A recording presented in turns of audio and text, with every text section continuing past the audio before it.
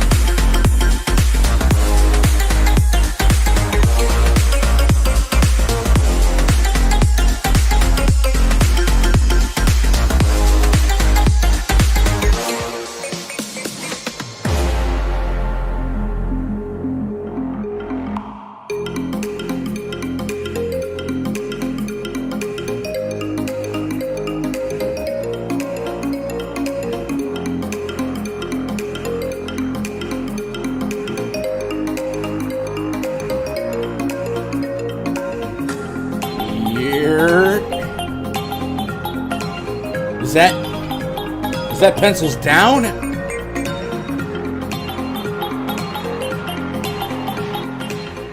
What's up, chat? Happy trade deadline day. This was a fun one. And I don't know if some GMs got some stuff in before the clock struck midnight. But there was a lot of action in the last hour. There's been a lot of action in the last 2 days. It's really shaking up some rosters. And it's been really, really fun. I talked about it yesterday with the no waiver trades after the trade deadline thing this year. There's been a higher sense of urgency for teams to take action and make stuff happen, and we have seen a couple teams go full on, open up the shop window. We are selling, like the Cubs, like the Nationals, and then we see some teams that maybe we didn't expect to be buyers start buying, and I like that. I know there's a lot of nerds out there like, oh, this team thinks they can make it to the playoffs. They're not gonna. But as a fan of the sport, like, you always say that you can't think like that as a fan, right? You want to believe that you always have a chance. So if I'm like a Braves fan, right, and I see they've made some moves to at least make it look like they're not giving up, then we can go down there and who knows, man. Baseball's a fickle sport. Even the Blue Jays getting Jose Barrios. So lots of craziness happened. A couple of trades just went through to kind of shake up tonight's slate, actually. A matter of fact, the most notable transaction, from what I understand, is Trevor Williams, who was supposed to start tonight, and Javi Baez have been traded to the Mets. And that is interesting because it kind of makes us guess who's going to start for the Cubs. The Cubs also traded Craig Kimbrell to the White Sox. Of course, we know they traded Anthony Rizzo. I haven't seen a Chris Bryant thing yet. I thought he was for sure on the move. But like I said, pencils down, right? We are at the deadline, I believe. So maybe some stuff slipped through here, but just trying to catch up a little bit on some stuff I might have missed while I was making my coffee. It just looks like Javi Baez and Trevor Williams was the main one. Obviously, Kimbrell joining Liam Hendricks is huge for the White Sox. Gotta believe the White Sox are your AL favorites, and the Dodgers are probably your NL favorites, just based on quality of roster and pitching staff. But baseball is fickle, and that NL West is a problem. So I actually saw a pretty fun tweet earlier today that kind of suggested that the Mets have better chances than people think they do in the NL, because the NL West could end up just going 12 rounds against each other. And then if the Mets avoid the wild card, they have a chance to get 2 starts out of Jacob deGrom pending health, man. So I'm excited, man. I love this time of year. We also had a fun basketball draft last night. Several basketball trades. I'm excited about that. I love Westbrook to the Lakers. Doesn't make a lot of analytical sense, but again, from a entertainment standpoint, I'm definitely going to be entertained by Westbrook going home to LA. Looks like Philly's close to acquiring Kyle Gibson and Ian Kennedy. So Gibson, I think, was maybe like an overvalued starter this season. I don't know that him in Citizens Bank Park is going to move the needle much for me. Ian Kennedy's been pretty solid. So again, right, the Phillies are buying. The NL East got some activity with the Phillies, the Braves, and the Mets all trying to make a push. So National League is getting it done. They really are. Anyway, what's up, chat? How are we doing? Happy Friday. Big time slate tonight. Hopefully we can navigate our way through and make a little dough. Last night pretty solid, but the chalk hit, right? We were all there on Musgrove and Frankie Montes, but so was everybody. What up, Dang Lazy Mofo, Tall to God, Earth to Air? What up, Celia, Javi, El Mago, Mets World Championship? I'm pretty excited for some playoff baseball right now. And I know, like, maybe I'm biased because baseball is my favorite sport.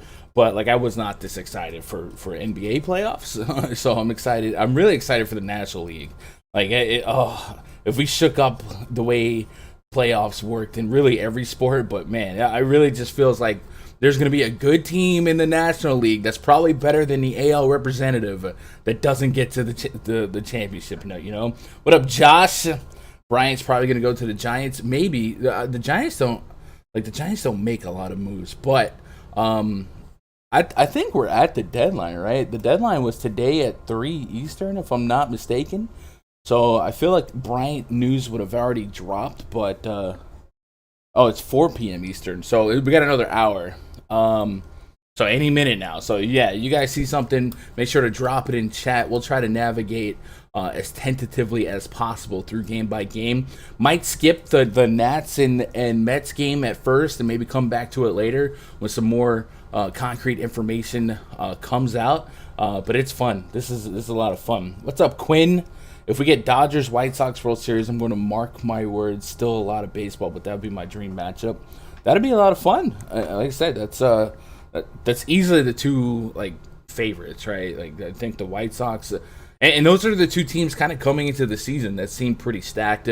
By the way, if you guys were living on the rock yesterday, the Dodgers managed to add Max Scherzer and Trey Turner to a lineup that has not been healthy and has been pretty good. You could daydream about what that healthy lineup looks like, right? It could be Corey Seager, Trey Turner in your infield, Justin Turner at third. If Cody Bellinger can get healthy and get better, Mookie Betts exists and he plays baseball for the Dodgers. Max Muncy's been rock solid. Will Smith, one of the better offensive catchers. That is a dangerous team, and don't get me started on their pitching. So gonna be pretty dirty, man. So we're gonna navigate through game by game here, be a little bit laid back, got my coffee out. Like I say, you guys see some news, you guys see some information drop, spam it in chat, we'll react accordingly.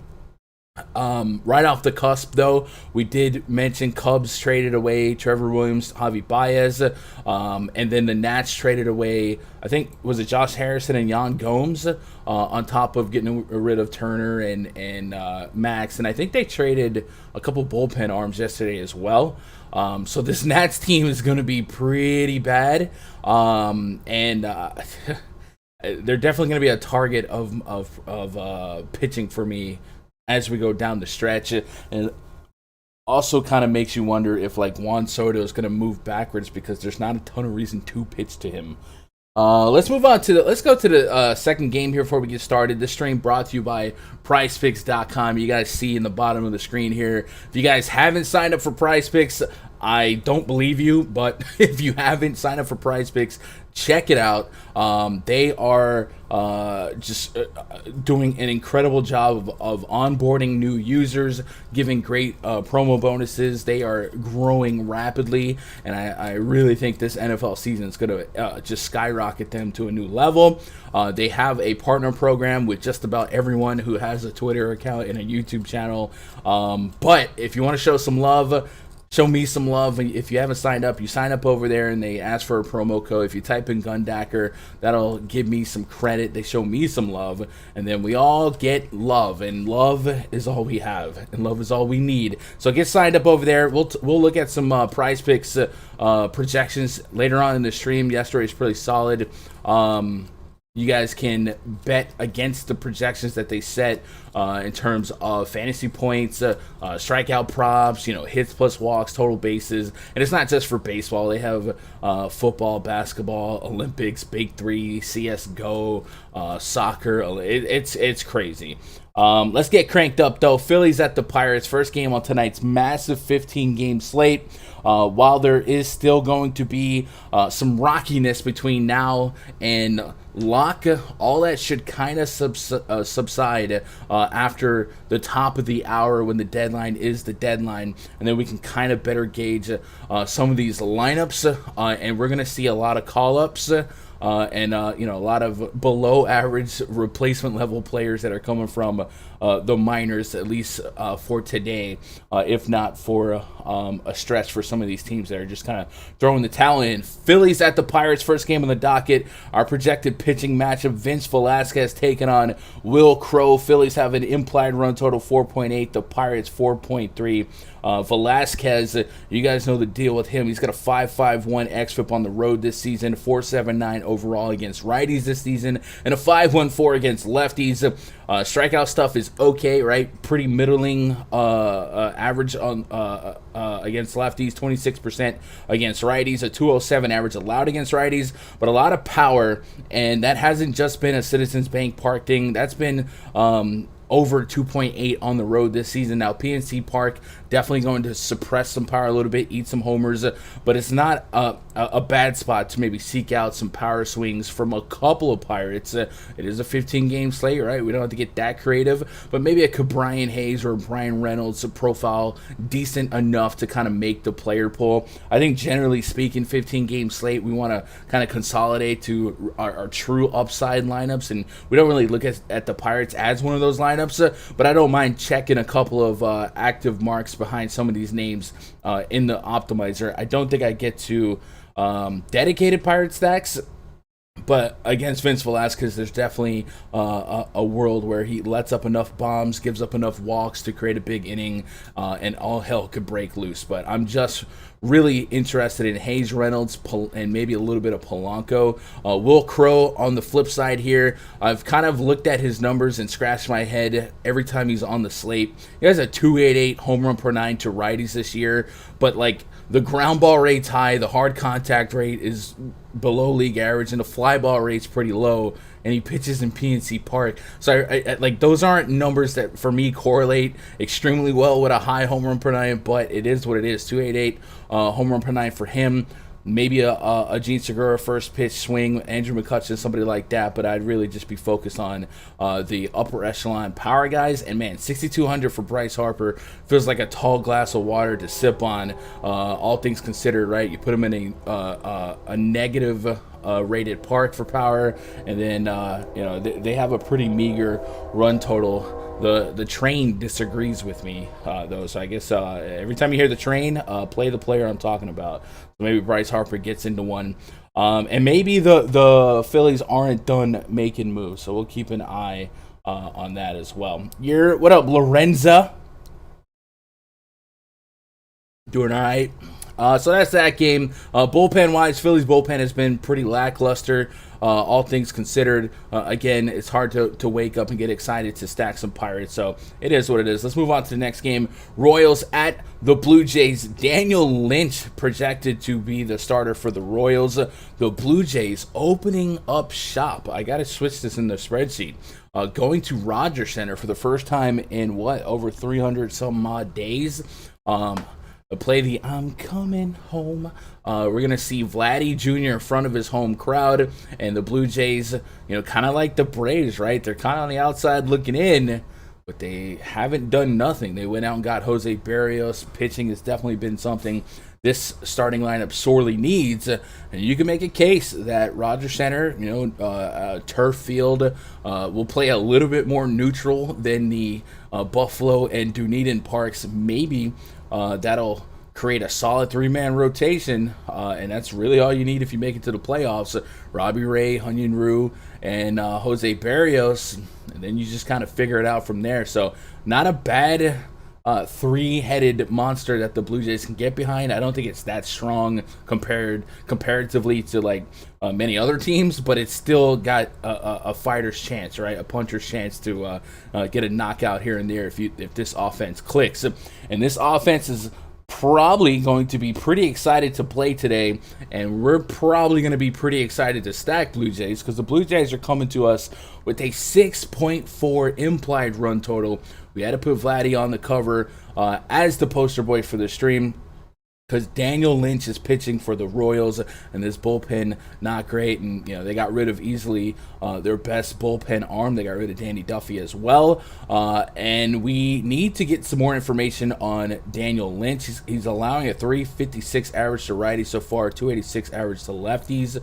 I don't know if he's one of those guys that spent some time in the minors this season, or if that 16 innings, the sample size is just basically what we got to work on. So let's go pull up his MILB card and see if we've got some some tells on him because short sample size pitchers, less than 20 innings, less than 30 innings, really, there could be a lot of noise involved, and there could be a lot of outings and appearances for that pitcher that was putting them in the best position possible, right? A lefty, maybe he caught a lane where there's two lefties and a righty. So in the minors, we got 15 innings of sample size against lefties, just 14 strikeouts, less than a strikeout per inning, a 397 average allowed to righties, a 202 whip.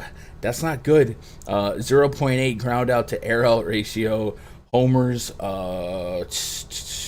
no homers to lefties, but 10 homers to righties and 41 innings pitched, 48 strikeouts, so striking out more than one per inning against righties, but a 285 average, 145 whip. He is not good, and I guess we'll click game logs to kind of guess if we're going to get a full start out of him. 8 innings pitched in his last start, 348 average allowed with... he actually had a really solid outing in his last start, but just 4 strikeouts. So this guy is definitely someone I think we should be pretty confident in picking on. This Blue Jays offense, really, really talented. There's a lot of high ISO, 200 plus ISOs, a lot of decently low K rates here, and a lot of strong bomb detector ratings. So I can't disagree with the run total for the Blue Jays. I can't disagree with them picking up any type of steam in terms of field ownership. And I don't think the Royals bullpen is going to spell much concern for me. So sign me up for the Blue Jays stacks. And while we're here, the Royals do have a confirmed lineup so far. Whit Merrifield, Carlos Santana, Salvador Perez, Andrew Benintendi is in the cleanup spot. Then Jorge Soler, Ryan O'Hearn, Hunter Dozier, Michael A. Taylor, and Nicky Lopez. Every confirmed lineup right now is definitely card subject to change. But yeah, give me Blue Jays, give it to me liberally, and I probably load up on them as maybe my cash game stack. It's going to cost you, especially $6K on Vladdy, but I do think on a 15-game slate, more so than your average slate, the value and opportunity to find value is at an all-time high. Ross Stripling on the bump for the Blue Jays. He's definitely no ace himself. A 280 average allowed to righties, a 2.22 home run per 9. He might be somebody that would really appreciate a change of scenery from Dunedin, from Buffalo to climate controlled Rogers Center, though they are popping the roof open, but it's still Canada. Against these metrics, I might look at Merrifield and Salvador Perez to make the player pool, and then Jorge Soler. It feels like a long time ago, but just a week ago he was really, really hot. So he might take advantage of some of these metrics for him. But this probably not a stack I'm getting behind the Royals, that is. But I think I would allow Merrifield, Salvi, and Soler to be in the player pool for me, and I'd be pretty high on the Blue Jays side. Let's get caught up on chat here. What up, Quinn? I have to show love for the stream. Yes, sir. Yeah, dude. Speaking of growth, last night I had my girl on the call, and I created 3 months of a content schedule between now and October. So I definitely am projecting plenty of growth for the channel, but it all really stems on grinding. But man, you guys have been awesome in supporting the channel and helping it grow. So we're coming up with a lot of unique, fun ways to keep it growing, and we've done a lot of research, taken a lot of classes on how to get some organic growth on the channel as well. And I think we'll be all right. What up, Dennis? Waiting for Sean to come in saying Lynch is the best pitcher. Man. Hey, one of these days, Sean's going to hit one out of the park, man. But he is batting 0 for within the last, week or two. Hot take pitchers, Willie Peralta and Chad Kuhl. For a minute, Chad Kuhl looked like he might be something. And then it just ended kind of rough yesterday. What are you going to do? But hey, I don't mind taking... I respect people taking stands, right? I don't want to be overly results-oriented. But hopefully you guys at least learn something about the process of why I wouldn't be on that pitcher by reading, the fine print of the metrics and understanding what metrics are representing luck and what metrics are representing unluckiness. And I think we really, really keyed in on the fact that Chad Kuhl was pretty doggone lucky Any more trades here? Philly's making the move. Gibson, nope, that's it. I know. Keep looking at Twitter. Spencer Howard going to the Rangers for Kyle Gibson. He'll be joined by 2 other prospects. Okay. Twins are trading J Happ to the Cardinals. Who on this planet would want J Happ? What is that about? I'm sure there's like a smart reason for this that I'm not in on, but I don't know why anybody would want that. Yeah, that's a weird one in my head. Let's move on to the Tigers game. Tigers hosting the Orioles. We got Matt Harvey taking on Tariq Skubal. Orioles have an implied run total 4.3. Tigers 5.3. Matt Harvey is a guy that we're probably not going to play here. I've played some suspect righties against the Tigers this season, but I don't know if I'm getting behind the Matt Harvey train. I was told that he had a pretty solid outing in his last appearance, but I think that was on maybe a Sunday that I didn't play because I don't remember. I don't remember the last slate that I've had to analyze Matt Harvey. But I just know the gut is probably going to say heck no. 6 innings in his last 2 outings of 0-run baseball. Well, that's very interesting. So let's go pull up Matt Harvey's Fangraphs card and kind of get to the bottom of that. So what we want to look for when we see a pitcher that we know isn't really good is to look at his. What I like to look at is his Fangraphs game log, and I want to key in on xFIP. I want to key on swing and strike rate. I want to key in on pitch usage, and then BABIP and left on base percentage. And that might give me some clues on whether or not he was lucky, unlucky, or he did something to change, like pitch mix, like we've talked about with like Garrett Richards in the last couple starts for him.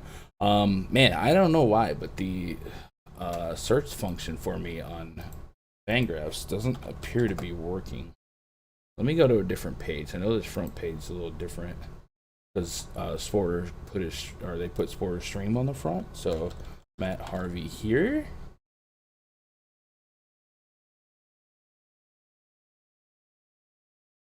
All right, we're gonna have to take the scenic route here. For some reason, that search bar is not working for me. So we'll go to pitching. We'll narrow it down to teams, Baltimore.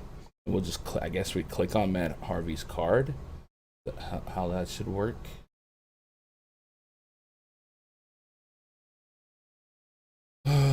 If it'll let us click.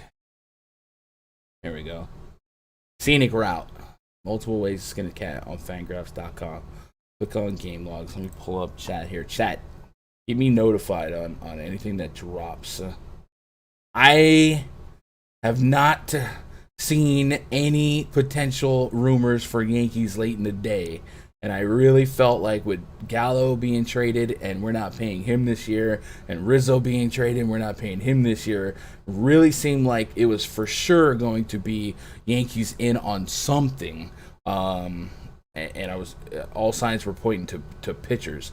All right, Matt Harvey last 2 games, 10.8% and a 9.6% swing and strike rate, almost an 80% first pitch strike against the Royals, about 58% against the Nats. Outside swings 35%, so pretty low.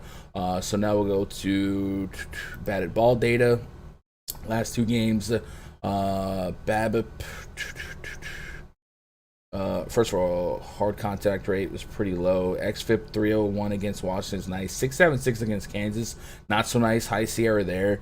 Looks like he might have been all right against Washington. Every dog has his day. 0.67 BABIP, 158 BABIP, and 100% left on base rate in those 2 games. So I think we trust our instincts here. One more thing, we'll look at pitch types in those last 2 games. Fastball was the same. It didn't really change much. It just like he had good results the last 2 games. So no Matt Harvey for me today. Tariq Skubal is a little bit more interesting just because he does possess some strikeout potential. 7,500.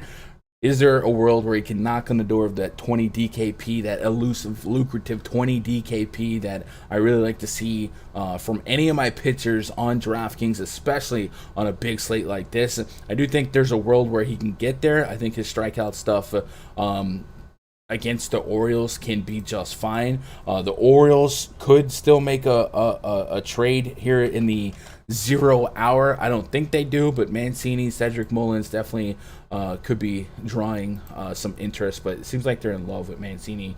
Has he hasn't had a shot against Baltimore.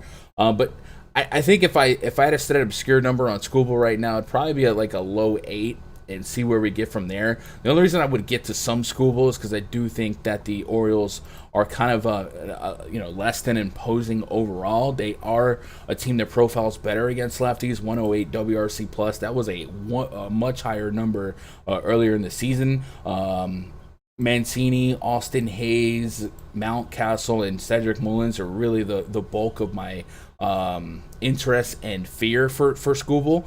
And if I had to, kind of offset exposures here, I definitely would have some exposure to at least Mancini in the player pool. But I don't know. I'm indifferent here, right? Like, I've been Mr. Tigers bullpen is bad stack against them. But I definitely don't get excited to get too invested in the Orioles. So it might be just one of those, if I get 100, 150 lineups, I put a little bit of equity into the fact that I think the Tigers bullpen can make a lot of teams do, I don't want to say astronomical, but outlier-ish things. So maybe I do get to a little bit of Orioles there, but I think at least around 8% as a starter cap for Skubal, just because I do think there's a 1-4 strikeout potential in his DNA here. He is going to see a lot of righties today in the projected lineup at least, and that's a high power rate allowed. So it's just kind of walking the line there, teeter-totter, and hoping for 20 here. I think it's their best option. I guess the other thing I would kind of monitor with the Tigers and a lot of these teams that are for sure dead and out of it is how they handle their pitchers, because a lot of teams will kind of babysit their guys and not put too much stress on them going forward. 5 innings, 6-6. And I haven't seen any blurbs on him being protected down the stretch, but might be something to watch out for, at least maybe September, right? Little Skubal, a little bit of Orioles. Moving on to the next game. Yankees at the Marlins. Jameson Taillon taking on Zach Thompson, our projected matchup here. Yankees look like they could have Joey Gallo today. I don't know what the plan is for their outfield here, because for the last month, I've been hearing the Yankees talking about how Giancarlo Stanton is making a concerted effort to ramp up his play so he can actually be put in the field. And I heard them speculate that he would be ready for this series to play a little bit of left field. And it just, it adds to the fact that it is his old home park here. I'm sure he wants to make a game that maybe he does get some playing time out there. So keep an eye on that, because there's a world where Stanton does start this game as a left fielder over like Brett Gardner. And if that happens, we could have our first sighting of Judge, Gallo, and Stanton in the outfield.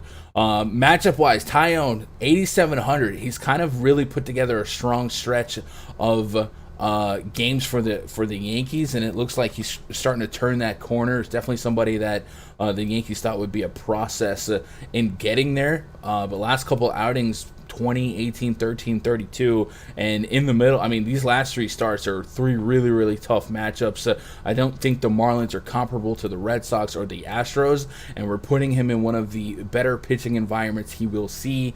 Caveat being it is an AL team going into an NL park. You wonder if they take away Taillon's bat in the 5th inning if if it's a close game and they got a decent spot to put in a pinch hitter, and they're off of they're off of just a blowout against with Cole on the bump, right? And they just I think they put Albert Abreu in to just really mop up, and it was just a bunch of nobodies. So the elite side of the elite side of the bullpen would be available today. Your Jonathan Loaisigas, your Chad Greens, Chapman, Zach Britton, guys like that. So they have plenty of bridge to get from Taillon to the 9th inning if they need it. So I would be worried about him not necessarily getting a full opportunity to go 6 innings, but I think if he's dealing, Booney's got to let him deal. 7,900 on FanDuel, 8,700 on DraftKings. I think I like the FanDuel price just a little bit more, but I don't mind him on either site. The Marlins will I mean, look at this team. The Marlins traded away Adam Duvall, traded away Starling Marte, and now this is literally the replacements, right? Look at these ISO rates: 106, 118, 120, 078. Like, this team does not strike a lot of fear in me. So I do think this is a really, really solid spot for Taillon to not really have excuses to fail here. Maybe a couple of scrappy, pesky hitters, but they don't hit for much power. So a couple singles here and there. So I gotta like Taillon pre-flop at least. I think the environment's a plus. I think the matchup's a super plus. Probably one of the better matchups they could have. So I will be playing some Taillon. Zach Thompson on the bump for the Marlins here for now. By the way, the Marlins 3.3 implied run total. So like that's amongst the lowest that you'll see all season. Every now and then you'll get under 3, but under 3.5 is really, really low. Thompson 5, 4, 6 innings pitched his last couple outings, 60 to 90 pitches. Don't really know what you're gonna get from him. A little bit of power allowed. Couple hits, about a hit per inning. So the whip is fine to target. Yankees, I mean, just generally, this park is not going to be super friendly for offense, but I could definitely see this park stealing a lot of fly balls from the Yankees. So I'm curious to see what the Yankees lineup actually ends up being. I do think on Fanduel, maybe 3K for Joey Gallo is a little too cheap if he stays in this top 3, top 4 projected spot of the lineup. And I think he will be, at least until Anthony Rizzo shows up and gets in the lineup. And I think, that's an incredible opportunity because Gallo could hit a home run in any park. Thompson, 26% strikeout to righties, 27% to lefties. Is there a world where we get to a little bit of Thompson exposure? If we're being completely honest, there's plenty of strikeouts to be had in this lineup. A bunch of 30%ers: Aaron Judge, Gallo, Gary Sanchez, Rougned Odor. If we add Stanton to the mix, he's definitely got the strikeout bug, and we're throwing an AL pitcher. Taillon has, played in the NL before, but you got to assume a pitcher is a 30% K rate guy too. So Thompson might be like an extremely, extremely fun tournament play. 12.8% swing strike rate as well. So I against biased judgment, I might have some Thompson in my back pocket. I think the pushback would be that we don't get a super elongated pitch count, but I think the price is fine, at least on DraftKings, where I could see a world where he gets well over a strikeout per inning if he doesn't fail here. So I'm gonna have a little bit of both sides, but I actually might have more Thompson exposure than Yankees exposure, just if we're turning this into a math problem, right? Your fish. Okay, fish. Unnecessary. Next game. Actually, let me go refresh Twitter, guys. Anything? Or actually, I can just look at the RunDFS.com MLB VIP Discord. Harrison and Gomes to the A's. Scherzer and Trey Turner deal is done. Seager's activated tonight. That's getting dangerous. Nothing new here, huh? I don't know if I'm... Oh, that just scared the ever-loving out of me. I guess there was a fake Jeff Passan account that tried to push a Chris Bryant to the Yankees thing. I was like, what? Let's move on to the next game here. Rays hosting the Red Sox. As a Yankee or Blue Jays fan, these Red Sox and Rays games down the stretch, my advice would be to root for one team to win them all. Create a little bit of separation and try and catch up. Martin Perez on the bump against Josh Fleming. Perez, of course, we know his profile as a contact lefty in the Rays throwing Josh Fleming. Fleming, by the way, has been a guy in his last 2 starts, maybe 3. I've consistently bet under 3 strikeouts as the prop on PrizePicks. Now, I haven't looked yet today to see if they have that same line for him. But I keep rolling the dice here. He hasn't gotten you 3 strikeouts in 4 straight appearances. So how about we take a pause here and maybe pull up PrizePicks. Remember, if you're not on PrizePicks, get signed up. Show me some love. Throw my name in that code box, code Gundacker, and get that instant deposit bonus up to $100. You ain't gotta use the full 100, right? Or a 20 Rooski on it, and they'll make it into $40. So let me sign into PrizePicks on the second screen here, and we'll pull it up and see if we do have a Josh Fleming K prop. Because like I said, that has been a pretty consistent prop for me so far. Looks like we got some esports. I would hope we're not betting on guns here. Imagine you didn't know what esports was, and you're just like showed up, and you're like, you want to bet over under on kills. All right, so we're gonna go MLBP. We're gonna go to strikeouts, and we are looking for the Rays pitcher. So looks like they don't have the Rays pitcher listed. Unless I'm missing him. Yeah, they don't have him listed. Darn it, because that was my thing. So if Josh Fleming, they do add that later. Under 3Ks is a fun bet. Martin Perez, also not a high strikeout guy, but the Rays are actually on pace to set the single season strikeout record by a team. And the bottom half of this Rays lineup does possess a 30+% K rate between three guys and 25+% on 4+. So I'm not going to play Martin Perez for strikeouts, but a ground ball pitcher here on some turf. Funny things might happen on the road this season. A 0.62 home run per 9 for Perez. If Perez was a little bit cheaper than 8,200, I might have some heightened interest, or at least higher interest, in actually pitching him and see if I can get away with him in the SP2 spot and stacking some Blue Jays, right? Like if he was 6K here, I really might be out there to kind of steal some ground balls, steal some innings, and maybe fall into 4 strikeouts, 6 innings, something like that. I wouldn't hate that, but I think 8,200 makes it a really, really tough ask. And in Fanduel, I don't like to punt pitchers because you only get one, and I do think that's one of the more I want to say controllable, but one of the higher floor, higher ceiling, and higher success rates in terms of projections than the bat. So I don't really like the punt pitching, especially with contact pitchers. So I'm kind of on the fence with what to do with Martin Perez on DK because I don't necessarily fear this matchup. Maybe watch the status of Nelson Cruz. He did miss a couple of those Yankees games with a heel injury. He's officially questionable. And then I also see a Q tag on Rafael Devers.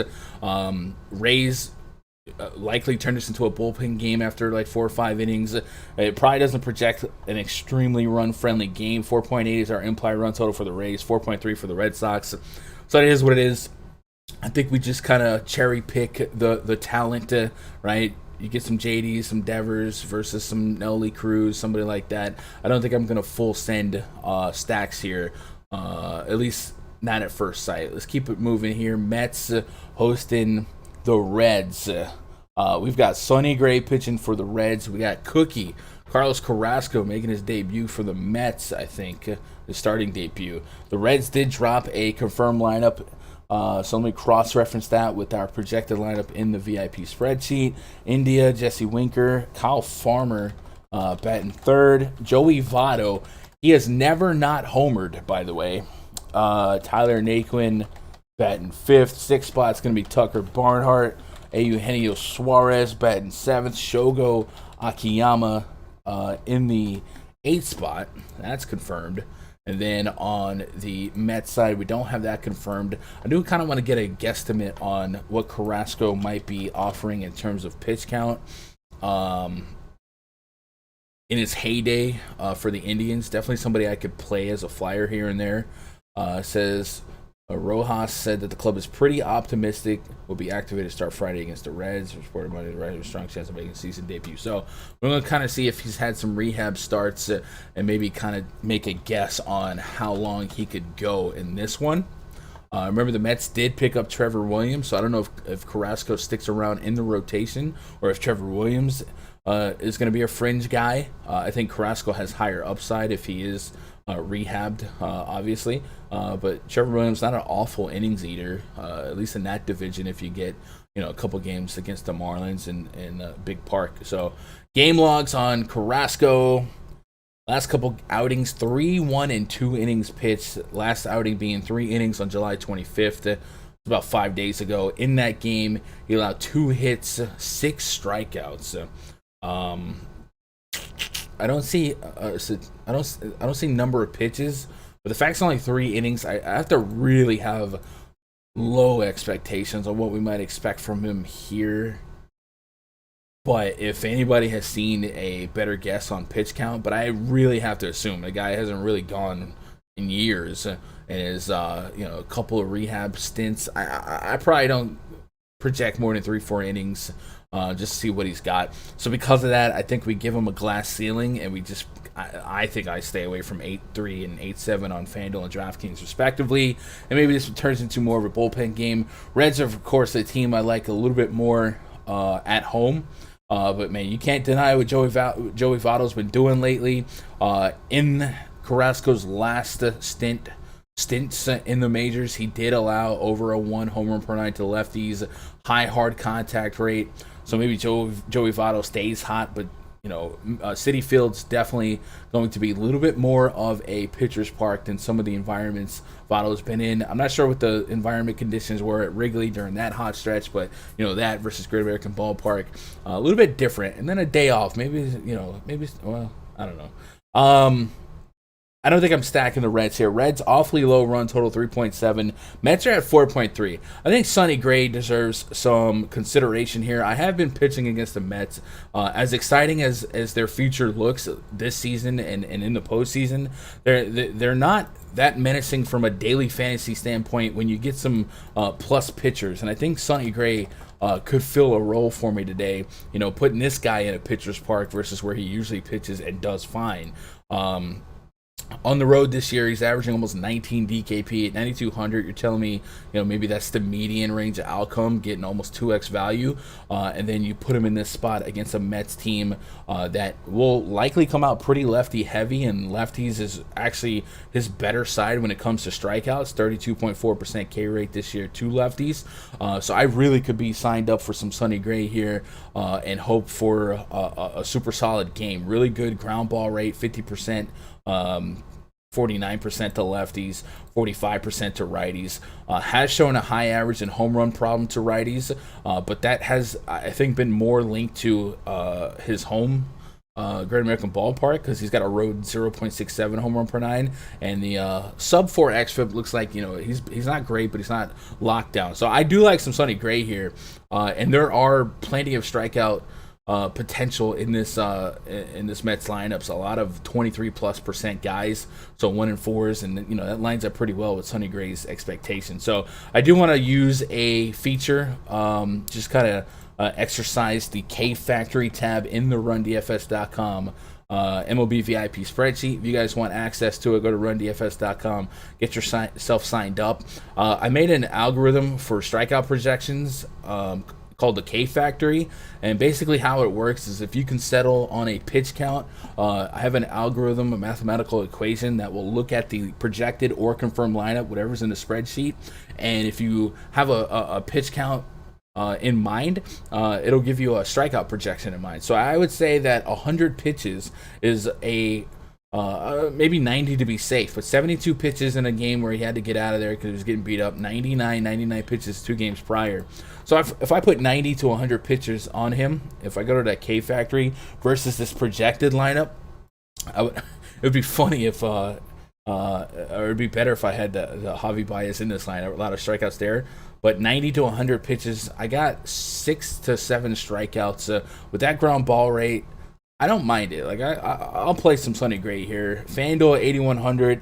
I think you worry a little bit more about the win, but it's not like they're super underdogs. A plus 125. I think the bullpen definitely leans towards the Mets in terms of being the better bullpen. The Reds bullpen really not great. So if I'm playing Sonny Gray, I'm really just relying on the talent and the matchup, and I'm not really gonna hold my breath for the extras, the plus 4s or whatever for the dubs, right? Any more trade news while we got this up? Nope, nothing. I really want a Yankees thing to come out. Boom. Definitely go with the Phil on Thompson and GPP. I wonder where Thompson's at. He's probably not going to be projected super high. Maybe 15-game slate. Definitely a really solid matchup. What happened to Sonny? He was so solid last year and looked promising. I don't think Sonny's bad at all. He's been super solid. His expected ERA is 3.79. The Sierra is 3.68. You're going to have a tough time at Great American Ballpark here and there. That's going to happen. And then some days you just don't have it. So I wouldn't give up on Sonny, but also, he is better against lefties than righties, and the Reds, are not the Reds, the Cardinals are typically more righty heavy, so maybe just all hell broke loose. But I think Sonny Gray's been really, really fine. 15.5 pitching outs is his prop on PrizePicks. The over looks juicy. 15.5, so that's 5.1 innings.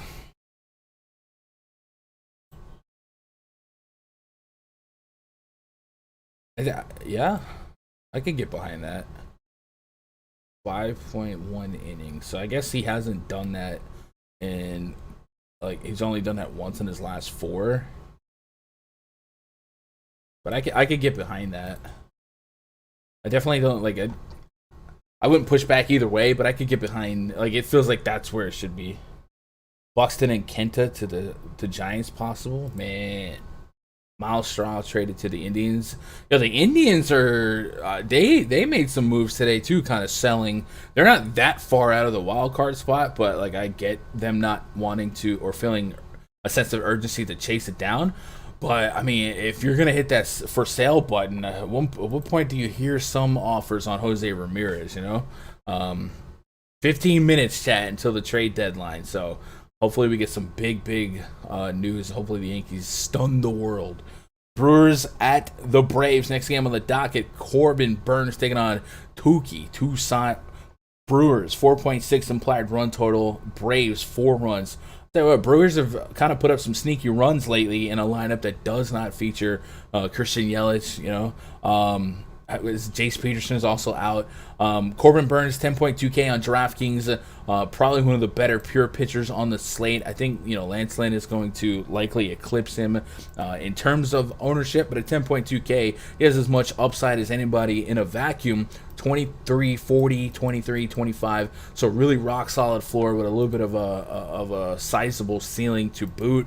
I don't think this matchup is one of those warm and fuzzy spots, but maybe Braves are as vulnerable to opposing pitching today and being a weaker perceived offense as they'll ever be, because their trades bringing in Duvall and Eddie Rosario, they're not going to crack the lineup today, maybe tomorrow, and then become more menacing. That's going to be a fun team, and it's a really a shame that Ronald Acuna got hurt, because the Braves are a fun offense. Obviously they need pitching, but I like the team. Corbin Burns strikeout matchup. We've got Jock Peterson striking out 22.5% against righties last 2 years. Austin Riley, Dansby Swanson, Guillermo Heredia in the projected lineup. He may not make the real lineup. And Kevin Smith 25%. And then of course the pitcher spot. So definitely reasonable to project him for a strikeout per inning. If he didn't get into the first inning, I wouldn't fear. I think the second and third innings would kind of be where I look at him picking up those strikeouts and maybe getting 2 in an inning.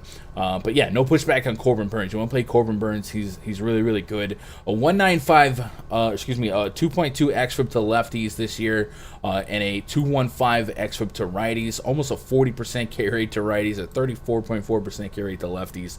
We don't need to spend a ton of time telling you Corbin Burns is good. With the Brewers and some of these teams that seem like they're a little bit more on the coasting side into the playoffs, you might keep an eye on them, monitoring his innings or his pitch counts.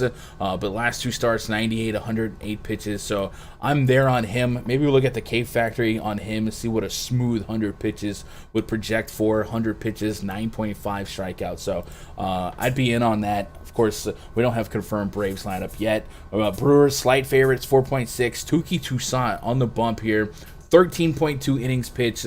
This could be an example of small sample size leaning in his favor when it comes to metrics, because all of his metrics, at least underlying metrics right now, project so much better than what we've seen from him in years past. But we've never truly had a large sample size on him anyway. So I think the safest and most conservative way to approach this is that his numbers this year are going to meet somewhere in the middle between his numbers last year. And if that's the case, I don't think he's anything super, super special. The 33.3% K rate to righties, 22% K rate to lefties.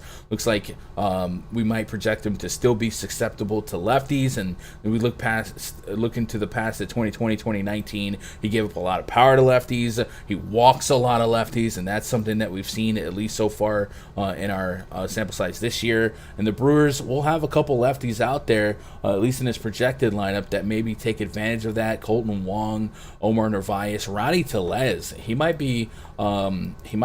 earn himself a little bit higher in the order than what we have him projected at in the 5 spot. He's been pretty rock solid for him, like one of the more underrated pickups.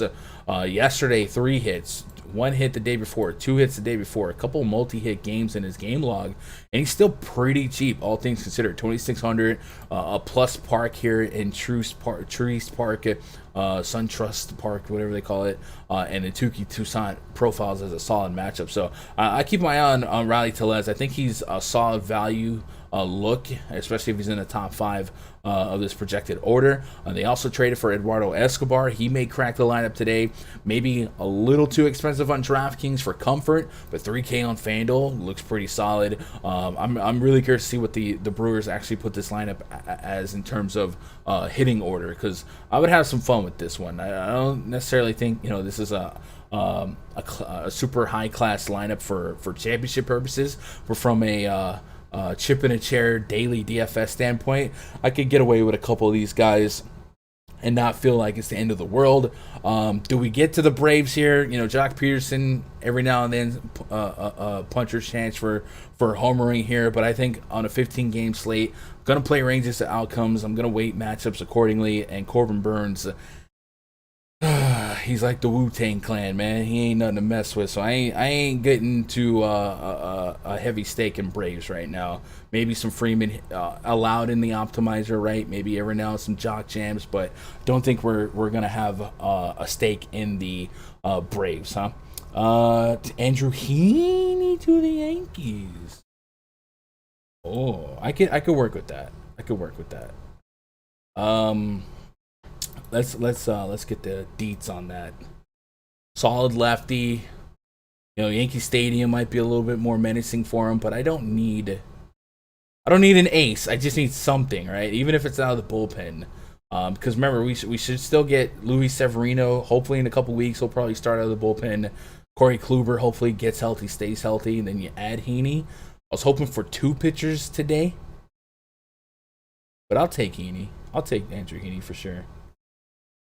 Let's get what you guys got. Sean, what up, Sean? Chad Cool, apologies. Here we go. Chad Cool threw 5 innings, 5 strikeouts, 1 walk, 17 DKP. Then, of course, no, I was saying that, Sean. I was like, for a minute, Chad Cool looked like he might be a rock solid play, and then it didn't happen. Hello, Mia Moore. 2 runs in the 6 got him. Yeah, it was tough. You're going against the beast known as Tucson Tukey. I'll pick on Tukey a little bit. 6,900. That's nice. What's Tukey's pitch count been like before we speculate on whether or not you want to take some shots on him? 90 and 79. He had 10 strikeouts against Phillies, man. That thing was hitting. Let me dig into that. Let's see if he's made some significant changes this year versus last 2 years. Andrew Heaney. Would be nice if they threw in Raisel Iglesias. Just saying.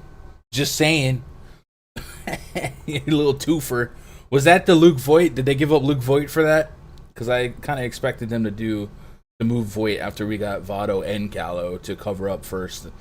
Let's look at pitch type. Year over year, huh? How about that? Pitch type year over year. So far this year, he's throwing at fastball a lot more, 60% versus last year was at 41, the year before 50%, so about 10% versus average. Looks like he has not thrown the slider, which is what he threw last year. The curveball's still there, and is that a split finger? So he hasn't really changed much, and his velocity, if anything, has gone down on average. So I guess maybe check out that game log against the Phillies, and because I didn't watch it, but was it a lot of swinging strikes? Was he getting a lot of crazy calls? 16.7% swinging strike rate, 72% first pitch strike, just a 30% outside the zone swing rate. I mean, he was on one, right? Like, I don't know. Maybe that, sometimes pitchers are just on. So, gonna keep an eye on that because it doesn't look like he changed much in terms of makeup, but maybe he's just evolving. 6,900. If you came at me with some Toussaint lineups, right? If you're running 100, 150, 6,900, hey gun, I think you can get me 15 to 20. That'll let me fit in those Blue Jays. I wouldn't call you crazy. It's still the Brewers, right? They still have a decent range of outcomes of being a lackluster offense with this lineup. So I wouldn't push back on it. I could see just being completely indifferent to both sides here and having minimal exposure to both. So, no problem. Mariners at the Rangers. I have yet to we got Logan Gilbert now. Okay, I wasn't sure if who the pitcher was going to be to start for the Mariners, but it looks like it's going to be Logan Gilbert up against Colby Allard. Mariners 4.3 implied run total, 3.3 for the Rangers. Rangers, of course, trading away Joey Gallo, and as of today, looks like they got rid of Kyle Gibson as well. So they're full-on sellers. No surprise there. The Mariners still not getting the respect that they probably deserved by the public. Not necessarily saying that they're some world shaker team, but they're a team playing for something. Despite trading away Kendall Graveman last week, they still brought some acquisitions in, including another closer. I think they got, was it Diego Castillo from the Rays yesterday? They're fighting for their wild card lives right now. So these games matter, and especially they're about to run into some games. I think with the Yankees, the rest of that, they're gonna catch the AL East death tour after this series. So they're gonna need to win some. Logan Gilbert has definitely kind of turned it up overall. His last outing got a little bit rocky, but there is some merit in looking his way today. I think the roof's going to be closed, but looking at Fantasy Labs, they don't reflect that accordingly. But I highly doubt they're going to pop the lid on a 100-degree Texas day. They seem pretty confident or pretty proud of their climate-controlled abilities when they're advertising the stadium, right? When you go to the website, it's like, enjoy our 73-degree baseball games. Logan Gilbert on the bump here. He is 7,200 on DraftKings. I definitely think he's kind of knocking on the door of SP2 eligibility.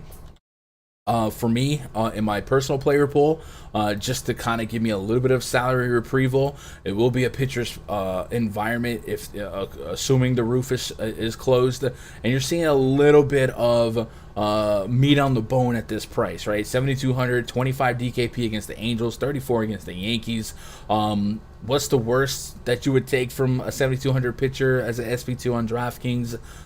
I would like 2x, right? I would like to know 15, 16 is the median range of outcome as a floor, and if I can get over 20, I'll take it.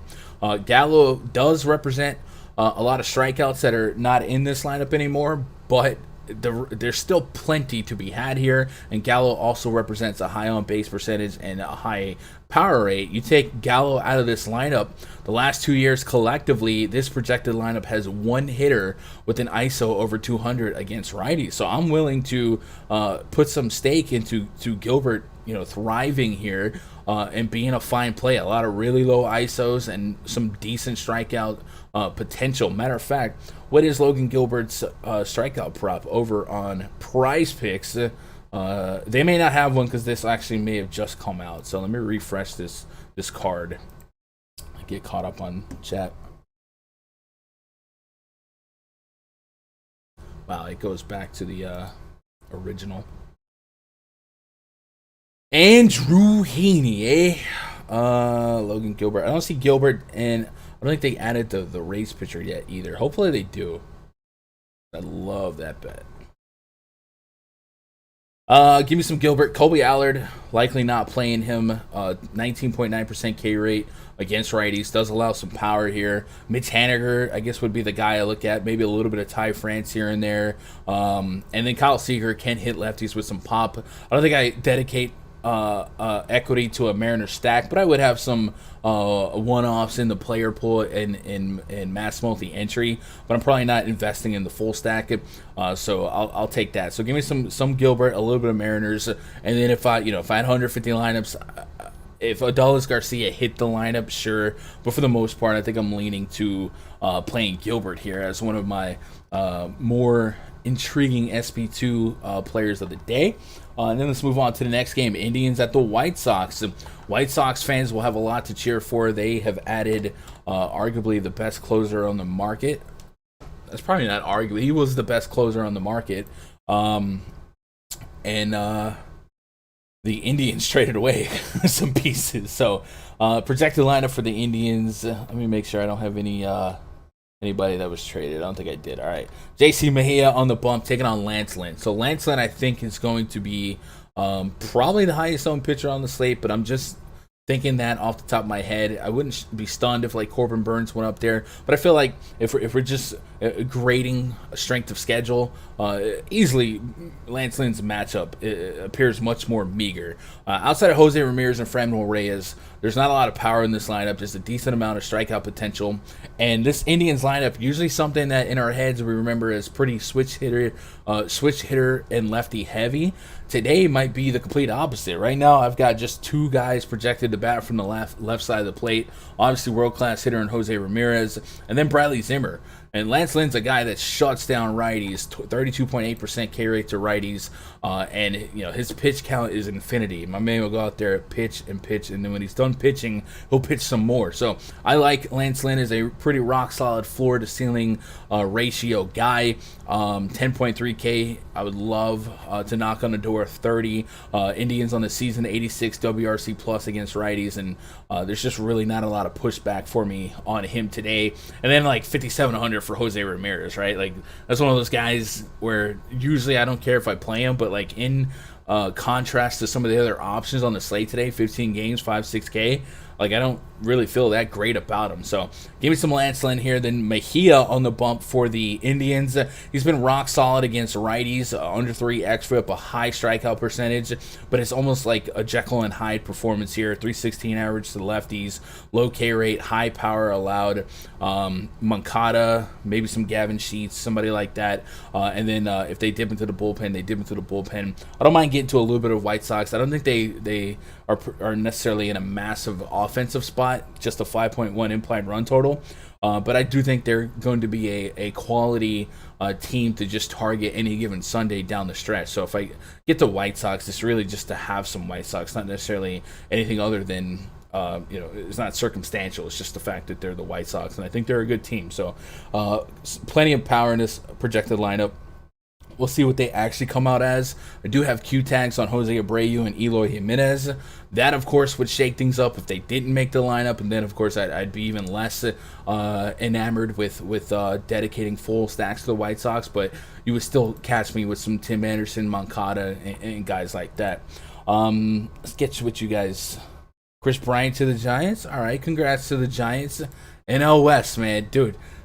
Baseball, meaningful baseball in the final month of the regular season, it's just different. It's just different. So the Giants, the Padres, the Dodgers, going to be a fun division to watch down the stretch. And like I said, there's going to be a really good team that doesn't make it as far as they should, but it's going to create some incredible baseball games. I mean, these Padres and these Padres and Dodgers games, if you've watched them so far with an injured Dodgers lineup, they've been electric. So I'm just actually excited. And as a baseball fan, you usually just get stuck watching your team and you love that. But like, this is fun. This is entertainment. So this is one of the best trade deadlines I think I've ever lived through in my life. So congrats to my boy Rich. But also we didn't break down the Cubs game because of all these trades. We'll go back in a minute, but the Cubs are not the Cubs anymore, right? I'm so kind of surprised Wilson Contreras is still in the house. No Javi Baez, no Chris Bryant, no Anthony Rizzo, no Craig Kimbrell. I mean, that's a fire sale, and that was, that's you're paying for your sins of trading away Gleyber Torres to win that World Series. But what's a World Series worth? And I think with what they've put out there for sale, I don't think I think they'll be back soon. I think that NL Central is weak enough for them to contend real soon. So congrats to the Giants who maybe rate Chris Bryant high. I think that's a fun pickup. And I think the NL West is really, really strong. Any other trades here? We're at the deadline, right? 304. Yankees getting Heaney, Giants getting Chris Bryant. That's got to be the biggest midseason Giants pickup I can remember in a while. Looks like Trevor Story didn't get moved. Somewhat surprising. Freddie Galvis back to the Phillies. Okay. I guess we'll just go to Labs. Labs should do a good job of recapping it all. Nats have decided to tank. Bro, can I just say, like, I said it earlier. I know we got a couple more viewers now. But I respect that there's some teams that should be tanking that are not. Like, I respect fighting and just like the Braves, right? They have every reason to phone this one in. But they're making moves. The Blue Jays as well. Like, the AL East is going to be strong. And the Yankees to an extent, right? I love seeing teams like the Phillies make some moves, you know what I'm saying? Like, teams that are ready to at least put up a fight down the stretch. Like, that's sports, man. Marisnik to the Padres is intriguing. Miles Straw. Other than that, I still don't quite understand any team in the world wanting J Happ. So whatever. But that was the only one that in the last hour that kind of scratched my head. But okay, fun trade deadline was fun. Did anyone wake up before I did and get any Barrios news? Yeah, Barrios got traded to the Blue Jays. Back the Cubs tonight or play Lester. Oh my God. Cardinals. You like the Cardinals picking up Happ? Oh, that's the one I just don't get. Like, I don't think J Happ is really a big league pitcher right now. I was okay with getting rid of Max, but Trey too. So I think that might be just them doubting that Trey was going to be back or for the long haul. I do think Max. Like, I heard some theories. Like, Max. Any of these guys that are like on the last year of their deal going to be unrestricted free agent next season, like Nelson Cruz. Twins love him, right? Like, they might decide to reload next year and he comes back. Max Scherzer could have been like, yo, you can rent me out. I love it here. What do you got? Like, I wouldn't lose faith on Max coming back if the Nats actually made some move, because Juan Soto's still a big piece to build around. Trey Turner, I think that's a confidence piece by both organizations, right? I don't know if the Dodgers are secure in their belief that Corey Seager's a long-term option for them, whether it be Seager's decision or theirs. But that's so nasty. That Dodgers team is so nasty. Like, you think about that Dodgers full health, everyone at their peak, the Bellingers, the Mookie Betts, Justin Turners, Muncy, Corey Seager, Trey Turner. Like, you could put that team against some all-star teams, and I'm not convinced that the Dodgers wouldn't win a decent chunk, right? Blue Jays got ripped off. I don't think so. I think maybe Barrios is overvalued. I still think he's good. I think maybe he's overvalued by the public, but I like him. And the Blue Jays need to do something, right? And that's another example of a team not ready to give up and tank, and that's just been a problem in sports. We see it in basketball all the time. So if they think that Barrios, Robbie Ray, and Hunyin Ryu is a three-headed monster that can maybe get them over 500 down the stretch and maybe make a run for that second wild card spot, anything can happen. So it is what it is, right? You can't hug prospects for long. You definitely got to believe that your offense, the Blue Jays offense, is solid. So would I play Tyon or Fanduel? Absolutely. Marlins are a AAA lineup. My only reservation with Tyon is perhaps the fact that it's a NL rules game and he might have to pick up a bat, and maybe Aaron Boone goes to a pinch hitter in a early spot, like a fifth inning spot, that might remove some upside, but I think it's a fine spot because the Marlins are not projected to be much better than a AAA lineup, and it's a really solid park for them, right? 1 through 7 of the Dodgers feel like cheating at full health. It's and then you think about that rotation. Anyway, I don't want to get lost in daydreaming about the Dodgers, but they're dirty. Twins at the Cardinals. Next game on the docket. Chat, don't let me forget to go back and break down the Cubs game, because I purposely skipped that knowing that game was not going to look the same. Twins, Griffin, Jacks. We don't have a confirmed lineup, but it doesn't look like they made any more any more moves, right? I thought Kepler might have had a shot to get traded, and then the Cardinals, Wade LeBlanc. So we got Griffin Jax versus Wade LeBlanc. Griffin Jax, I believe, is a rookie for him. Not a great pitcher. This bullpen's really, really rough. 340 average allowed so far to righties, a 4.226 home run per nine. Just 21 innings of sample size, right? You're likely not going to sustain a 4+ home run per nine, but the underlying metrics for you to be a home run pitcher is there for him. A 39% hard contact rate, almost a 60% fly ball rate. He's keeping the ball up and above a league average to slightly above in hard contact. So not a bad spot to project some power swings from the Cardinals. Cardinals have an implied run total of 5. They're in Busch Stadium. It's going to play pitcher-friendly on average, but I do think this is a spot where Twins starting Griffin Jax and then getting into this lackluster bullpen would be an okay spot to get to some Cardinal stacks. I don't know where the stacks might or where the Cardinal stacks project ownership-wise, but it is a solid spot for them. So I don't mind looking at Nolan Arenado as a fun home run look on both sides. Tyler O'Neill, one of those bats, if you can neutralize that strikeout rate, he does have plenty of power, 200 plus ISO. So you could sell me on him. And then Goldie here and there, but I think Arenado, Tyler O'Neill, my favorite 2 plays here for this projected Cardinals lineup. And then Wade LeBlanc, pure contact lefty, a 16% K rate, 2 righties, 309 average allowed, plenty of home runs allowed, 159. So if you wanted to chip and chair some Polanco, some Josh Donaldson, some Mitch Garver, I don't mind that. I think Garver's probably got some value on Fanduel at 2,700. You got to kind of pay up for him on DK, but on Fanduel, where people tend to ignore catchers generally, if he cracks that lineup, especially if he, you got him projected 5th. Sometimes he'll bat in the top 3. If he catches a top 3 spot, I don't mind looking at him as a Fanduel play as well.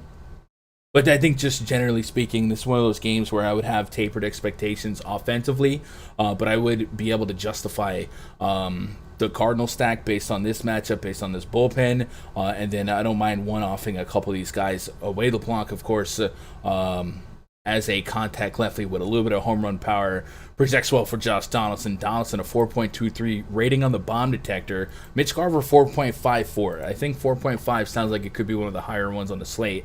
Looks like it's number 2 behind Nolan Arenado. So a little food for thought as we navigate through the remainder of the slate. We're starting to get a lot more confirmed lineups now that trades have been done.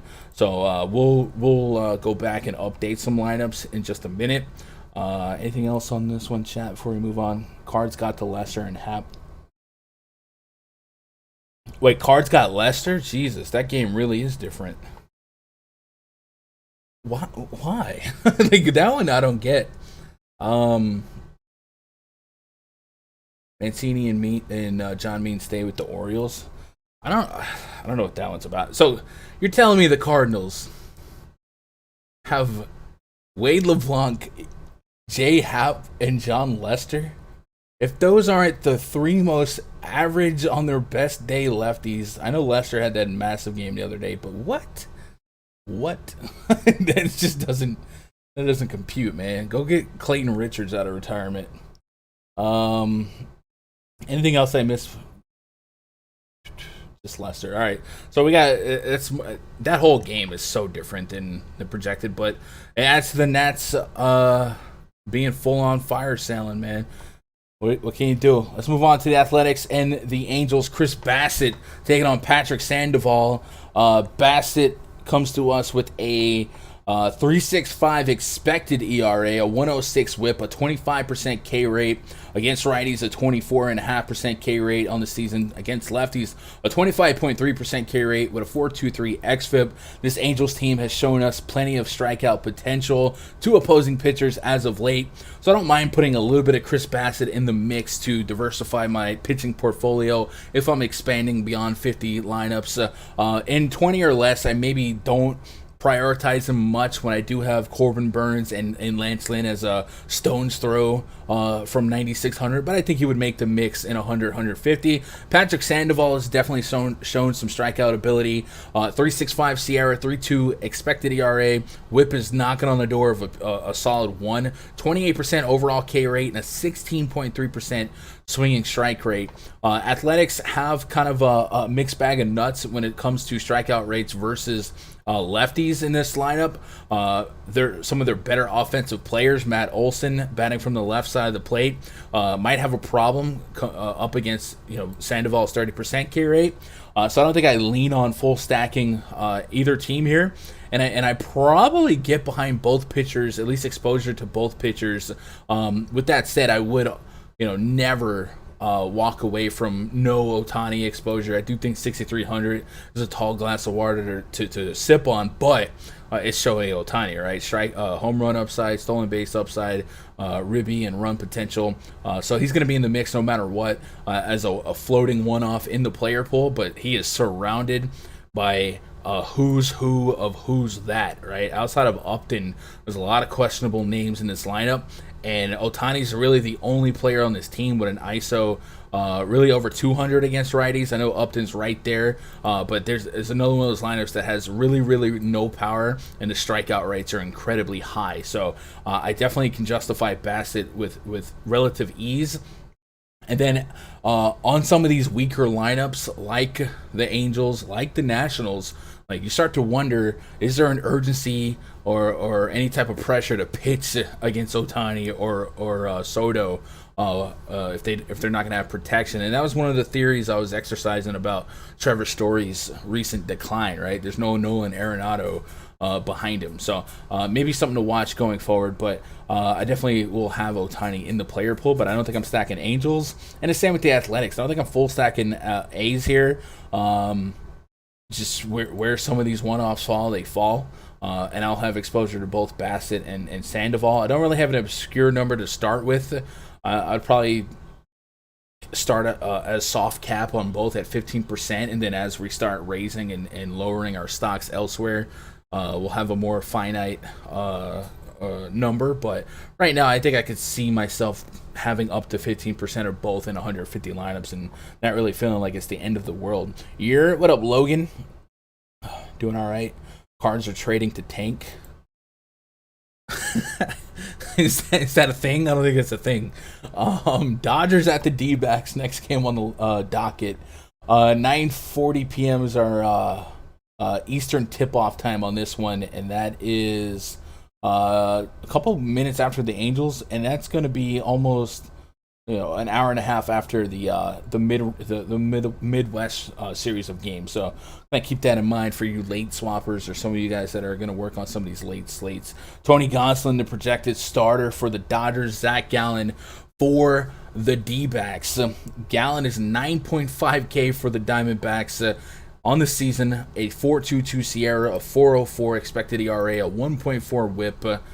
He's facing a pretty dirty Dodgers team. We did see earlier today that Corey Seager expected to be activated. Obviously, I don't think they get Trey Turner today, but they are really, really close to being a lineup that features Seager, Turner, Muncy, Will Smith, Bellinger, Mookie Betts. Like, it's gonna get dirty. At 9,500, I gotta say that unless I was really trying to get funky on 150 lineups, it'd be hard pressed for me to justify him ownership wise over the Burns, the Lynn, the Bassett concerning his matchup, and then versus what Gallen's metrics have been thus far this season, with some of the value plays in the 7-8K range offer, and then just the strength of schedule, right? This is a super menacing matchup. So I'm probably going to be pretty low, if not fully out on Gallen at 9,500 on DraftKings. And then Gonsolin's kind of the same song and dance here. It does give me a decent hope for strikeouts, and the D-backs are certainly one of the less menacing teams in baseball. But I don't really have high expectations on Tony Gonsolin overall, just generally speaking, in terms of pitch count and stuff like that. 81 pitches. It just seems like 80 is kind of his glass ceiling in terms of pitches. So, yes, there's a world where he gets high 20s in terms of fantasy points. But I think that the more median range of outcomes probably like a 2x, and maybe the 2x is not even the median. I think 2x might be a consistent ceiling. So I don't know, maybe as we get closer to lock you could sell me on it, but right now the xFIP's a little bit too high to lefties versus a lineup that's going to be pretty lefty heavy, and 80 pitches. I just don't know that at the end of the night, if he drops 18, if that's the stone cold nuts, and I can't win a tournament without it. So I'm a little low on Gonsolin, but I wouldn't push back against you if you showed me a lineup with him. No Gallen for me. And then the Dodgers, right? Against this starting matchup for Gallen, it's not really like a guy like, oh, he sucks at this. He sucks at this. A lot of power here. Blah, blah, blah. I think the Dodgers are just going to be a talented team that we stack almost regardless. Kind of I was talking about with the White Sox. So far this season and dating back to last year, his big bugaboo has been power to righties. So maybe Justin Turner gets into one. Will Smith, if he's the projected catcher, especially if he's in a cleanup spot, maybe he takes advantage of that. But for the most part, if I want to stack Dodgers, I'm just stacking Dodgers because they're the Dodgers. Let's move on to the next game. The Astros at the Giants. Framber Valdez taking on Kevin Gausman. Framber Valdez, lefty. Gausman, righty. He's 9.4K. Valdez is 9.1K. And the Astros have a 3.6 implied run total. And just guessing, that has to be their lowest total of the season. And just because of that, and baseball being what it is, and the Astros being one of the better road teams, like I would be inclined just to bet the over, just because like you gotta think that's more than a coin flip for them to do that, right? Like I know Gausman's been really, really strong, but 3.5, 3.6, you're telling me they get 4 runs? Like it's the Astros, right? Bloop and a blast, get into one off the pen, something like that. I don't know. That's pretty disrespectful. Yes, they lose the DH, but I don't hate looking at the team total over. With that said, Kevin Gausman this season, 29% K rate to lefties, almost 30% to righties, low average to both sides of the plate. Ground ball rate is neck and neck with his fly ball rate. Hard contact rate staying low. He's throwing strikes. I think when you put him on the board with Bassett, with Burns, with Lance Lynn, he's probably just as, I don't want to say just as talented, but his numbers look comparable to most, and maybe because of that, and you consider the strength of schedule here, maybe his ownership is lower just because of the fear of the matchup. But we gotta respect the matchup if nothing else, right? Like there's a lot of green in the strikeout rates here, right? 16, 9%, 12%. You gotta have a lower implied K rate. So look at the K factory, and let's give Gausman 90 to 100 pitches. And the K factory is telling me seven strikeouts, and it's barely above 7. So I don't think I definitely don't have the warm and fuzzies on Gausman here. If I get a pulse on ownerships, right, and I feel like Gausman's too low owned to not have a little bit of a stake in, I probably sign up for a little bit more. But the 9K is pretty front loaded, and I really like Lance Lynn quite a bit. So I just think like the ranges of outcomes are a little bit similar, and the ceiling is always going to be a little bit higher in my estimation for Lance Lynn versus his projected opponents in that spot. So I'm not too privy on Gausman. I don't think I would get the Gausman at all in 20 or less lineups. 50 would be pushing it, but when we unlock 100 to 150, that's when we have to toy with the number of what to land on. Framber Valdez, a 20.8% K rate to righties, 3.72 xFIP. Been pretty solid to lefties as well. Ground ball rate extremely, extremely high. I think he's a little bit overpriced, just as is. And it's another example of an AL team going into NL Park, losing the DH. And if Vegas is on to something with a 3.5, 3.6 run total, Dusty Baker might be dipping into a pinch hitter spot sooner than he would normally like to. 6 and 6.1 innings his last 2 outings, 21.7 DKP. I just don't think like the price point is something that I'm in love with. And even when he does go deep into games, 7 innings, like it's not necessarily like stuff you have to have 17, 20, 18 DKP. So I could probably eliminate Framber Valdez, and if he drops 30, so be it. But I just think I can't play every pitcher today, even though it is 15 games and ownership's going to be a little bit more diluted. I just don't think I'm in love with that spot. So give me a little bit of Gausman if the field is going to be like less than 6%, right? If you can tell me Gausman is less than 6% by the field, sure, I'll get there just because he's been that good. He's at home. Is the Astros team without a DH. But if he starts pushing 8, 10+%, I probably just pivot out of there. but I would assume that he's going to be pretty low on because Lance Lynn and Corbin Burns exist. And I think the mid tier is going to pick up some steam too. I think Jameson Taillon could pick up a little bit of traction as well. Jorge Soler to the Braves. Rays get Luplow. Yo, Jordan Luplow is not going to help their strikeout problems, but okay. Fun trade deadline, man. I'm telling you. What up, Josh? What up, Tony? Didn't see Gomes and Harrison to the A's. Yeah, A's are another team kind of sneakily making moves, right? All right, John Gray did not get traded, so he is our projected pitcher for the Rockies tonight up against Ryan Weathers. Rockies have a 3.6 implied run total. Let me cross-reference the projected lineup versus what we got here. Blah, blah, blah. Everything's looking pretty solid. Same with the Padres, Frazier, Tatis. So both these lineups are still projected, not confirmed. We might have a later than usual confirmation process for lineups today because of the trade deadline, so maybe be ready for that. But it does look like this is what we should expect. 3.6 is our run total for the Rockies, 5 on the Padres. John Gray on the road, 4.33 xFIP this season, 21% K rate, 282 average allowed, but the home run per 9 under 0.9, and the hard contact rate low, and over 40% ground ball rate. So can be a stack stifler with that 3.52 expected ERA. Padres are a high-class lineup, a lot of 290-plus averages allowed, a really aggressive base running team. So it's just kind of, if we get to them, I'm probably just stacking talent and not necessarily the matchup. And then after John Gray is one of the worst bullpens in baseball in the Colorado Rockies. So if I get to the Padres here, I probably would get to some if I can get them at a decent equity.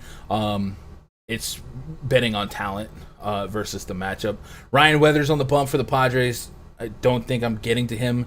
I know the Rockies have been a team we pick on, but Weathers doesn't really give me that DNA or those marks of a pitcher I think offers enough upside, right? 17.7% K rate to righties, a 5.05 xFIP, elevated hard contact rate to righties, and then at home the K rate has dropped. So I don't really think that's kind of like it doesn't feel like a consistent correlation, but he's got 60 plus innings of sample size, under 14% K rate at the house.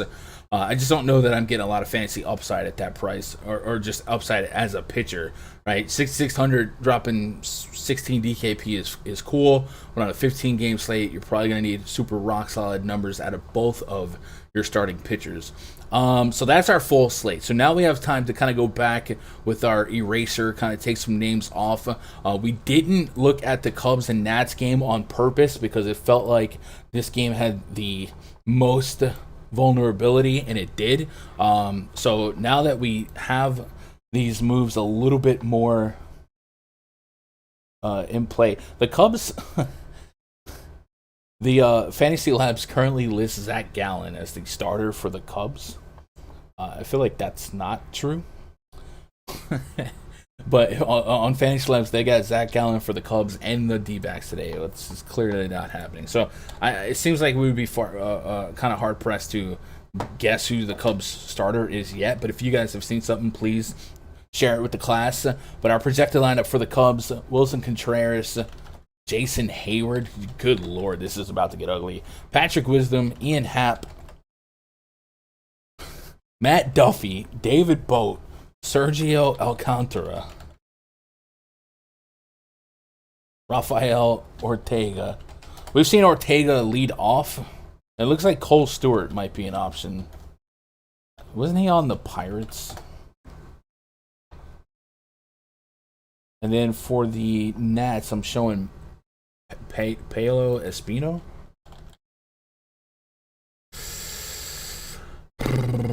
Is that the case? So his last outing was the 25th. So I mean, it would line up accordingly. So Espino, and we're just guessing right now, chat. Don't hold me to either one of these. Righty versus righty. And then the Nats lineup changed a little bit too, right? Escobar, Soto, Bell, Carter, Keyboom in the projected. These are some lineups, bro. This is gonna end up being what happens. Like, you know, two really less than average pitchers against literal AAA lineups. It's going to be kind of annoying to navigate. Herrera, Victor Robles.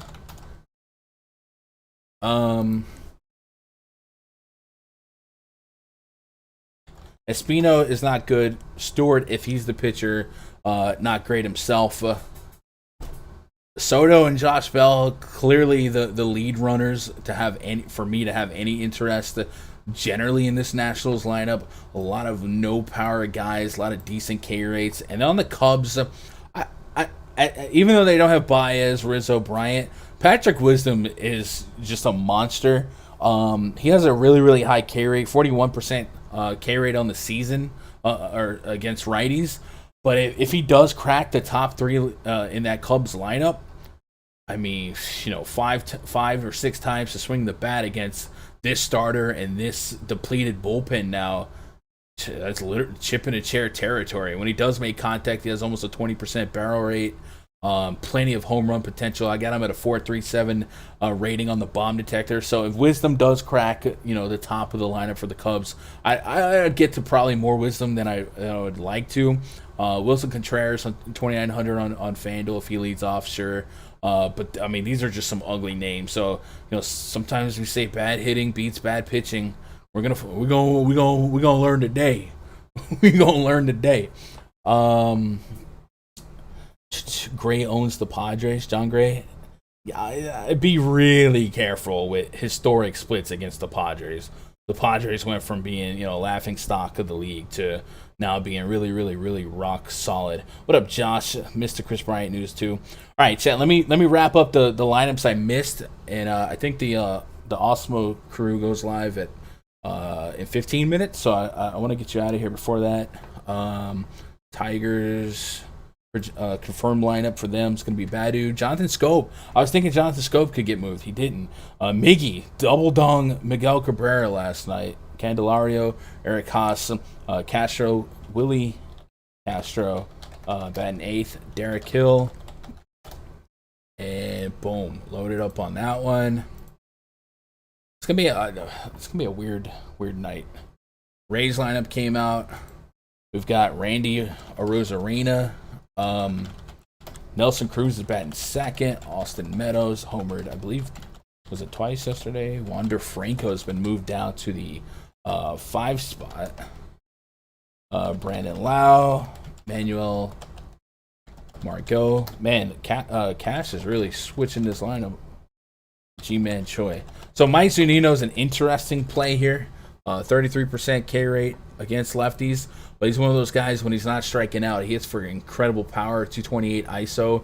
Does have a 4+ rating on the bomb detector. Might be somebody I put in my back pocket as a catcher play. Reds lineup was already out and confirmed. Mets lineup hasn't changed. I guess the Rangers lineup came out. We can double check on that one. Kind of full effort. Brock Holt in the 2 spot. Dolis Garcia, Nate Lowe batting cleanup. Andy Ibanez. Jonah Heim, David Dahl. So it looks like I'm still going to like Logan Gilbert here. Not much has changed here. Replacement level lineup, really, for the most part. One guy in this lineup, but a 200+ ISO. So I'm still going to be pretty rock steady on Gilbert as an SP2. We did get the Mariners lineup just now. Crawford, Haniger, Ty France batting 3rd. Kyle Seager, Luis Torrens batting 5th. Abraham Toro, Switchy. Ever since Toro got traded to them, he's been crushing it. Tom Murphy, former Rocky, great. Jared Kelnick, man, top 4 prospect for them, or top 4 prospect in baseball. Really having a rough growing pain, but that's our lineup here. I was never really on Allard. We did get a White Sox lineup. We had Q tags on Eloy and Abreu, right? Cesar Hernandez batting 2nd. So they have 2 leadoff guys now, and I think when we've seen Cesar Hernandez in this spot before, what has scared me is his propensity to bunt. So I'd be kind of scared with him doing some sack bunting here. But it looks like there's no Eloy Jimenez in the lineup, so that's notable. Andrew Vaughn batting 6th. Frank Goodwin, Lurie Garcia, and then Sebi Zavala. So still a fine lineup. to get behind, a little less menacing without Moncada because he was one of my favorite persons to take advantage of the Mejia splits, but I'm still going to have some shares. And I think that's it. Chat, if you guys want access to the spreadsheet, if you want access to my player pool where I end up at, I'll be dressing this up as I get off the air here. My tiers for pitching, my player pools, my stack percentages, a couple of notes and stuff like that. It is a perk of having a subscription at rundfs.com. So if you guys want to hang out with me, go to rundfs.com, get signed up, click the onboarding thread, and then in that thread will be a link to the spreadsheet and a link to the rundfs.com VIP Discord. And if you jump in this Discord and click MLB voice chat, you should see me there in about 20 minutes.